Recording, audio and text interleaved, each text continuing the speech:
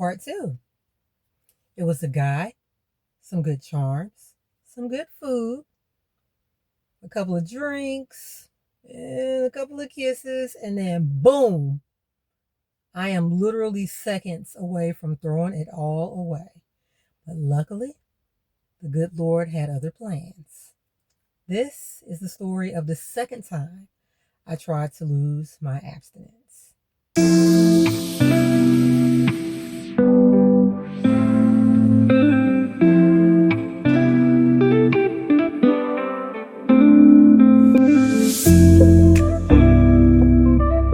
It was September 2022. My bestie and I had a weekend event to attend, and I was in the hotel lobby just killing time working on my blog. And I see this guy out the corner of my eye looking like he's trying to muster up the courage to come and say something to me. He does, and it was cute. Something did not feel right about him to me, like at all. Just felt uneasy. But at the same time, I just disregarded it because I didn't even care. The next day, we're leaving the hotel to go find something to do. And I see him. He sees me. And he runs right to me. I guess now he's got more pep in his step and more courage. So he asked me for my number and if we could have a little date. I was already reluctant to deal with him because I did not feel right. And now he's asking me for a date. I definitely did not feel right. My bestie was like, girl, what's going on? What happened? So I told her that he asked me out and asked for the number. And I'm like, I don't know about him. And she was like, do you think it's maybe you? Because I know how you feel now about dealing with men and whatnot. But maybe it could be you. Just relax a little bit.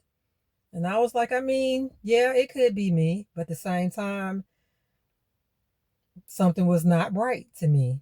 So I just disregarded the feeling. I was like, well, it could possibly be me because I was very critical of men. I went on ahead and decided, okay, I'll talk to him. So I called him and we set up a date. Our date was for later on that same night after our festivities were over. He asked me what my favorite food was. I said Chinese. He asked me if I wanted drinks. I said absolutely not.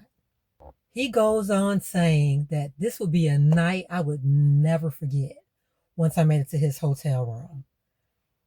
I'm like, whoa, whoa, whoa, whoa, whoa, whoa. Pump your brakes. He said, you can meet me where you met me, in the hotel lobby. I don't need to be going to your room.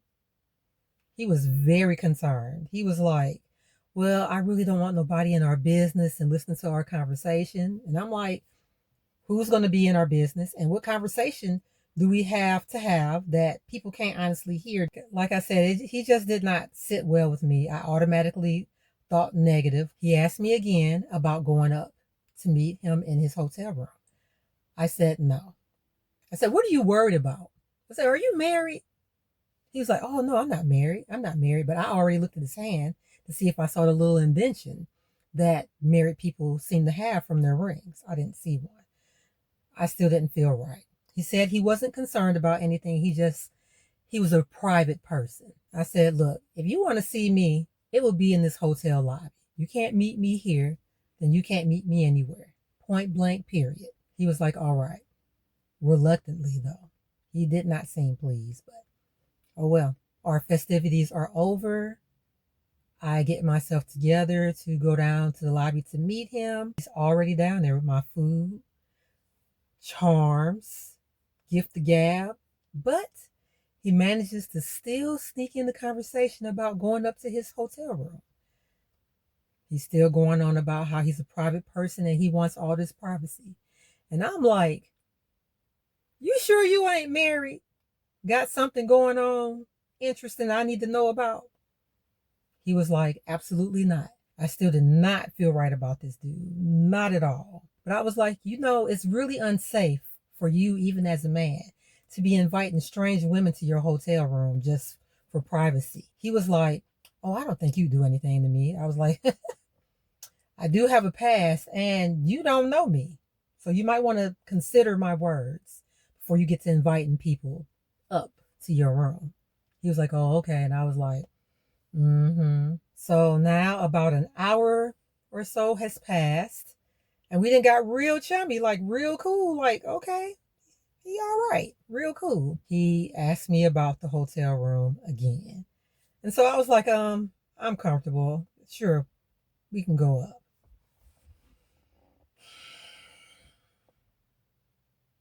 I enter his room. He is a nervous wreck. I'm like, mm-hmm. He's closing drawers and closet doors. I'm like, mm-hmm. Now he didn't have the nerve to turn on the romantic music. I was like, mm-hmm. I asked him, could you turn it off and put on boxing? I would like to see the fights. And I guess I kind of threw him for a loop, but he was like, oh, all right, I'll put it on for you. He did what I asked. We sat on the couch for a little while and talked. He offered me a drink. I accepted a couple. He is now staring intently into my eyes. And I'm like, mm-hmm. And he sneaks in a quick kiss. And I'm like, so you know what I did? I kissed him back. Now I'm like, whoa, whoa, whoa, whoa, whoa, whoa. Did you forget? Did you quickly forget what happened with you a couple of years back with a drink and a hotel room? Did you forget that? This what we doing? This is the conversation I had with myself. But we're kissing. We're kissing like my name was Allie and his name was Noah off of the dope book. We are getting down and dirty kissing. Now we have moved from the couch to the bed. All bets were off, as well as my girdle and my bra. It's about to go down. Hands and lips were in places they should never have been. And this is happening all while I'm still feeling iffy about this dude. I still feel funny. But look at you. Look at you. Now, I did tell him I did not want to have sex. And he said he was cool with that because he aimed to please like he had said from the jump. And what we had was electrifying. I let them little words and his tongue get all up in my female parts. I am now in heaven. I'm like, yeah, I'm about to ride you off into a sunset you have never experienced before. I said that with my chest, knowing good and well I did not really want to do this, but I did. I disregarded every little bit of common sense I had acquired over the years and let him assume the position for takeoff. Tell me again that you don't believe in divine intervention. Mysteriously, my BFF calls. She is in horrendous pain. She can barely talk. She's in so much pain. She has delivered several children and she's had kidney stones. And I've never seen her in this type of pain before. So I am panicking. I'm like, oh my God, girl, what's happening? Where are you at? She's crying, saying she's on her way back to me. And I was like, okay, I'll meet you downstairs. He hears the phone call. He completely understood. I told him, I'm sorry that things got out of hand and I knew better. He said, it's okay. I know you need to get to your friend, so I'll be here when you need me. So I was like, okay, cool. He said everything was cool. I left him to meet my best friend. Now, did the Lord put my sister in pain, my BFF, in pain for me to bring me out of the Lulu? Did he? He knows our hearts, right? He knows our minds. I truly did want to be kept. But then did I? Because this is the second time now we done been here in the hotel and kisses. How many times can the Lord keep coming through your mess? As many times as he deems necessary for your story. Apparently, he needed to make sure I ain't tripped. Imagine that. Again, I tried to disrupt what he already has set in stone, apparently. I could have still decided to proceed both times, right? But something or someone had other plans. Something happened that was beyond my control both times. And if that ain't divine intervention, then I do not know what is. Now, have I learned my lesson? Yes. Y'all probably like, mm-hmm.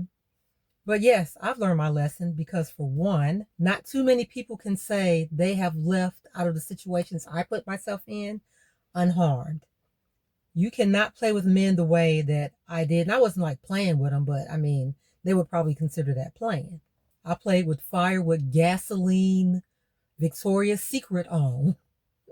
And I could have walked away hurt in some way, shape, form, or fashion. And I didn't. God spared me. And it would have been my fault for both times. It would have been my fault. I absolutely accept responsibility for my actions. Would have been my fault. Second, I saw the Lord's hand at work. I do not want to take his grace and mercy for granted. I don't want to just be like, oh, he'll just come in and clean up the mess. I mean, he does clean up our mess. You know, he does clean up our messes.